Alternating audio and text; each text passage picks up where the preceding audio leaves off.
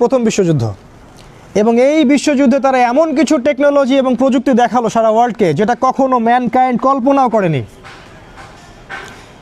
তারা তাদের অ্যালায়েন্স তৈরি করলো, তারা কিছু কিছু কান্ট্রিকে তাদের সাথে জোট করলো এবং তারা তাদের শত্রুদের সাথে লড়াই করলো এবং যুদ্ধে জিতলো।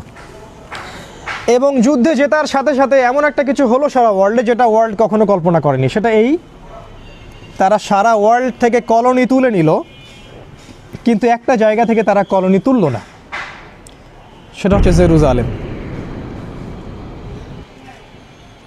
এবং তারা বেলফোর ডিক্লারেশন দিল 1914 সালে, এবং সেখানে ইসরায়েলের একটা স্টেট প্রতিষ্ঠা করার প্রথম কাজটা তারা শুরু করলো। Is this happened by accident? এবং সারা ওয়ার্ল্ডের বিভিন্ন জায়গা থেকে ইহুদিরা আনাচে কানাচ থেকে সেই জায়গায় আসা শুরু করলো। তার আগ পর্যন্ত ইহুদিরা বিভিন্ন জায়গায় ছন্নছাড়া হয়েছিল। তারপর কি হলো? তারপর দ্বিতীয় বিশ্বযুদ্ধ শুরু হচ্ছে, আবার একটু খেয়াল করে দেখেন। এবং এই সময়টুকুর মধ্যে আরেকটা কান্ট্রি ব্রিটেনকে রিপ্লেস করা শুরু করলো। সেই কান্ট্রিটা আগে মানুষ চিনতো না, সেরকম কোনো কান্ট্রির নাম আছে মানুষ কখনো জানতো না।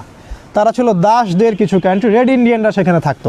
হঠাৎ করে এই দিক থেকে আরও একটা কান্ট্রি রাইজ করা শুরু করলো এবং তাদের সাথে ব্রিটেনের একটা অ্যালায়েন্স হলো এবং তারা মিলে ইসরায়েলকে সাপোর্ট করা শুরু করলো। Is this happened by accident? সেই কান্ট্রিটার নাম হচ্ছে USA, United State of America. এবং সেকেন্ড ওয়ার্ল্ড ওয়ারে ব্রিটেন কখনোই জিততে পারতো না যদি আমেরিকার এই চোজেন হর্স তাদেরকে হেল্প না করতো। এবং হঠাৎ করে আমেরিকা এমন কিছু সায়েন্টিফিক এবং টেকনোলজিক্যাল রেভলিউশন এবং মিলিটারি পাওয়ার দেখালো যেটা সারা ওয়ার্ল্ড কখনো কল্পনা করেনি। তারা এমন কিছু দেখালো সারা ওয়ার্ল্ডকে যেটা জাপান কখনো চিন্তাও করেনি যে এরকম কিছু আমাদের ভাগ্যে হতে যাচ্ছে। এবং এই টেকনোলজিগুলো তারা কীভাবে পেল? Is this happened by accident? তাদের সাথে ব্রিটেনের অ্যালায়েন্সটা কেমন করে হলো এবং তারা কিভাবে সেকেন্ড ওয়ার্ল্ড ওয়ারে সমস্ত ওয়ার্ল্ডকে ডমিনেট করলো? এবং এই 48-এর পরে ইসরায়েল আর ট্যুরিস্ট কান্ট্রি থাকলো না, এটা নিজস্ব স্বাধীন রাষ্ট্র হিসেবে ঘোষণা করলো। তাহলে এই প্রতিটা কাজের উদ্দেশ্যটা কী ছিল? Is this happened by accident আর there is some other reason behind it? কীভাবে 48-এর পর থেকে সারা ওয়ার্ল্ড থেকে ইহুদিরা এসে সেখানে একটা স্টেট গঠন করলো এবং ব্রিটেনকে রিপ্লেস করে কিভাবে ইউনাইটেড স্টেট এখন সারা ওয়ার্ল্ডের রুলিং স্টেটে পরিণত হলো? ঠিক ব্রিটেন যা করছিল এখন তারা তাই করছে। তারা সারা ওয়ার্ল্ডকে নিয়ন্ত্রণ করছে, সারা ওয়ার্ল্ডের পলিটিক্স, সারা ওয়ার্ল্ডের ইকোনমি, সারা ওয়ার্ল্ডের মিলিটারি সায়েন্স, এবং তাদের এমন টেকনোলজি আছে, এমন মিলিটারি পাওয়ার আছে যেটা সারা ওয়ার্ল্ড কল্পনাও করতে পারে না। Is this happened by accident? Now then আরও আছে। তারা একটা প্রতিষ্ঠা করলো ওয়ার্ল্ড ব্যাংক, তারা একটা ফেডারেল রিজার্ভ ব্যাংক তৈরি করলো এবং তারা একটা ডলার তৈরি করলো। তারা ব্রিটেনের পাউন্ডটাকে সরিয়ে দিল, দিয়ে এখন ইউএস ডলারটাকে সারা ওয়ার্ল্ডের ওয়ান কারেন্সি হিসেবে তারা ঘোষণা করলো। এবং তারা তাদের ব্যাংকিং সিস্টেমের মাধ্যমে সারা ওয়ার্ল্ডকে সুদের আওতায় নিয়ে আসলো এবং সারা ওয়ার্ল্ডের রক্ত চুষে চুষে তারা ধনী হওয়া শুরু করলো। সারা ওয়ার্ল্ডের গোল্ডগুলো তারা তাদের কাছে নেওয়া শুরু করলো এবং তেলগুলো তাদের কাছে নেওয়া শুরু করলো এবং সারা ওয়ার্ল্ডকে বোগাস এবং হারাম একটা পেপার মানি দিয়ে দিল, যেই পেপার মানির কোনো ইন্ট্রেন্সিক ভ্যালু নাই, সেটা আদৌ কোনো মুদ্রা নয়। কোরআনে আছে গোল্ড কয়েন এবং রূপার দিরহামের কথা। তারা সোনা রূপা কালেক্ট করে ধনী হওয়া শুরু করলো, তেল কালেক্ট করে ধনী হওয়া শুরু করলো এবং সারা ওয়ার্ল্ডকে পেপার মানি দিয়ে দিল, সারা ওয়ার্ল্ডকে সুদ দিয়ে দিল, ব্যাংকিং সিস্টেম দিল। তারা সারা ওয়ার্ল্ডকে তাদের আদর্শ দিচ্ছে, সারা ওয়ার্ল্ডকে তাদের সাপোর্ট দিচ্ছে। যে তাদের আনুগত্য করবে সে তার সাথে আছে। যে আল্লাহ এবং তার রসুল এবং আল্লাহর পক্ষ থেকে আসা ট্রুথের উপর থাকবে তাদেরকে তারা ডেমনস্ট্রেটিং ডিসপ্লে দেখাচ্ছে। সামরিক আগ্রাসন, অর্থনৈতিক বয়কট, ঠিক আছে, আদর্শের বয়কট, এক কথায় তারা তাদেরকে ধ্বংস করার সব ধরনের পায়তারা করবে। এটা কি অ্যাক্সিডেন্টলি হচ্ছে? এবার আরেকটা ফেজ বলছি। ব্রিটেন এবং ইউনাইটেড স্টেটের পর হঠাৎ করে আমরা বিগত 40 বছর থেকে দেখছি, 40 বা 50 বছর থেকে আমেরিকাকে রিপ্লেস করে আরেকটা স্টেট ক্ষমতা আসার চেষ্টা করছে এবং তারা পুরো ইউনাইটেড স্টেটকে এখন নিয়ন্ত্রণ করছে। তাদের সিনেট তারাই নিয়ন্ত্রণ করছে। তারা এখন ডলারকে সরিয়ে একটা কারেন্সি আনার চেষ্টা করছে। তারা ইউনাইটেড নেশন বা জাতিসংঘকে সরিয়ে নতুন কোনো সংঘ তৈরি করার চেষ্টা করছে। তারা সারা ওয়ার্ল্ডকে ছোট করে আনার চেষ্টা করছে। তারা চেষ্টা করছে দ্বিতীয় বিশ্বযুদ্ধের মতো আরও একটা বিশ্বযুদ্ধ তৈরি করার, যাতে করে তারা আমেরিকাকে সরিয়ে আবার রুলিং স্টেটে আসতে পারে, সেটা হচ্ছে ইসরায়েল। এটাও কি অ্যাক্সিডেন্টলি হচ্ছে?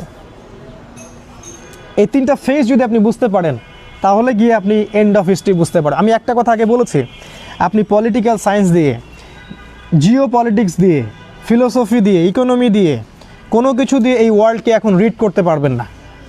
যদি না এই নলেজগুলোর সাথে আপনার কাছে কোরআন এবং সুন্নাহর নলেজ থাকে, তাহলে পারবেন, আদারওয়াইজ আপনার কাছে পসিবল না। যদি এই প্রত্যেকটা ডিপার্টমেন্টের জ্ঞান আপনার থাকে, সাথে আপনি ইসলামিক এই এসকেটোলজি বা শেষ জামানার জ্ঞানগুলো রাখেন কোরআন এবং সুন্নাহ থেকে, তখন গিয়ে আপনি একটা বুঝতে পারবেন আসলে কি হচ্ছে। তার আগ পর্যন্ত বুঝতে পারবেন না। এদের বিরুদ্ধে কিছু কান্ট্রি আবার দাঁড়িয়ে আছে সেই শুরু থেকে, যেমন রাশিয়া, চায়না, উত্তর কোরিয়া, আরেকটা কন্টিনেন্ট। এটাও কি অ্যাক্সিডেন্টলি হচ্ছে? আসলে কি হচ্ছে আমি আপনাদের জন্য সহজ করে নিয়ে আসছি। এখন আমাদের হাতে টাইম কম। সেটা হলো এই, কোরআন এবং সুন্নাহ আমাদেরকে বলছে, কোরআন এবং সুন্নাহ আমাদেরকে বলছে যে ওদের রাইজিং, ব্রিটেন, দেন ইউনাইটেড স্টেট, দেন ইসরায়েল, এই রাইজিংগুলো একটা ফ্রেম অফ টাইম ফলো করে চলছে, এবং এটা শেষ, হিস্ট্রি শেষ হওয়ার একটা আলামত। কিভাবে বুঝলাম আমরা? কারণ রাসূল সাল্লাল্লাহু আলাইহি ওয়াসাল্লাম প্রফেসাইড তিনি করেছেন যে যখন মদিনার গুরুত্ব কমে যাবে, আবু দাউদের মধ্যে হাদিসটা আছে, যখন মদিনার গুরুত্ব কমে যাবে, সারা ওয়ার্ল্ডে মদিনার এখন কোনো গুরুত্বই নাই, নো রোল, তারা সারা ওয়ার্ল্ডে কোনো রোল প্লে করে না। একটা ট্যুরিস্ট জায়গা, মানুষ যায় সেখানে জিয়ারত করতে, পড়াশোনা করতে। সারা ওয়ার্ল্ডের পলিটিক্সের মধ্যে এটা কোনো রোল প্লে করে না। তার চেয়ে বেটার রোল মালয়েশিয়া প্লে করে। যখন মদিনার গুরুত্ব কমে যাবে, ঠিক তখনই জেরুজালেমের গুরুত্ব বেড়ে যাবে। সারা ওয়ার্ল্ডের এখন, সারা ওয়ার্ল্ডের মাথা ব্যথার কারণ জেরুজালেম। ঠিক তখনই শুরু হবে তার পরের কথা, যখন মদিনার গুরুত্ব কমে যাবে, জেরুজালেমের গুরুত্ব বেড়ে যাবে, ঠিক তখনই শুরু হবে মালহামা। এই হাদিসটা রাসূল তার সাহাবীকে বলছেন, তার নাম মুয়াজ ইবনে জাবাল। মুয়াজ ইবনে জাবালের ঘাড়ে হাত রেখে তিনি বলছেন, মুয়াজ, তারপরেই শুরু হবে মালহামা। তো মালহামা কি? তিনি বলছেন, মালহামা হচ্ছে এমন যুদ্ধ যেটা মানব জাতি কখনো কল্পনাও করেনি। যে যুদ্ধে প্রত্যেক 100 জন সৈন্যর মধ্যে 99টা সৈন্য মারা যাবে। যারা ন্যাটোতে আছে তারা যেন হাদিসটা ভালো করে শুনে নেয়, কারণ তারা খুব উৎসাহিত ফিল করছে আমরা রাশিয়ার সাথে নিউক্লিয়ার ওয়ারে যাব। তারা খুব ভালো করে যেন শুনে রাখে যে প্রত্যেক 100 জনের মধ্যে 99টা সৈন্য সেই যুদ্ধে মারা যাবে। তার মানে এই যুদ্ধটা কোনো কনভেনশনাল যুদ্ধ হবে না, এটা হবে নিউক্লিয়ার যুদ্ধ, যার ফলে এই পুরো বিশ্বের চেহারাটাই বদলে যাবে। হয়তো এতগুলো কান্ট্রি আর থাকবে না, মানুষের সংখ্যা অনেক কমে আসবে, আর যারা বেঁচে থাকবে ওরাও থাকবে হরিবল একটা দেশের, হরিবল একটা কান্ট্রির মধ্যে। তারা ফুড পাবে না, পানি পাবে না, ইলেকট্রিসিটি, টেকনোলজি কিছুই পাবে না। Everything will be destroyed. শুধু তাই নয়, সূর্যের আলো পৃথিবীতে আসবে না, যেমনটা সূরা দুখানের মধ্যে আছে, যে পুরো আকাশ ধোঁয়ায় ছেয়ে যাবে, সূর্যের আলো পৃথিবীতে আসতে পারবে না। আপনারা পারমাণবিক বিস্ফোরণের এই মাশরুম ক্লাউডগুলো দেখেন, সারা ওয়ার্ল্ডকে ঢেকে দিবে। তিনি বলছেন এই মালহামায় এইরকম একটা অবস্থা হবে, যেটা আমাদের সামনে। আর অফকোর্স আমাদের যারা স্কলার্স অফ ইসলাম, তারা বেশিরভাগই হালুয়া, রুটি, বিরিয়ানি খাচ্ছেন এবং ঘুমাচ্ছেন। এগুলো নিয়ে তাদের কোনো মাথা ব্যথা নাই, তাদের বিন্দু মাত্র মাথা ব্যথা নাই এগুলো নিয়ে। তারপর কি হবে হে মুয়াজ? তারপরে মালহামার পরে মুসলিমরা কনস্ট্যান্টিনোপল বিজয় করবে। টার্কিশ প্রাইম মিনিস্টার এটা জানা উচিত যে তারপরে মুসলিমরা কনস্ট্যান্টিনোপল বিজয় করবে, তারা সারেন্ডার করবে না, বিজয় করবে। আর অবশ্যই এই বিজয়ের মধ্যে মুসলিমদের একটা অ্যালায়েন্স থাকবে, যেটা হচ্ছে এমন কিছু খ্রিশ্চান যারা সত্যিকার অর্থেই আল্লাহ বিশ্বাস করে, সত্যিকার অর্থেই তারা বিশ্বাস করে যে ঈসা আলাইহিস সালাম আল্লাহর পুত্র নন, তাদের মধ্যে ফেইথ আছে। এমন কিছু খ্রিশ্চান মুসলিমদের সাথে অ্যালায়েন্স হয়ে থাকবে, তারা কনস্ট্যান্টিনোপল বিজয় করবে।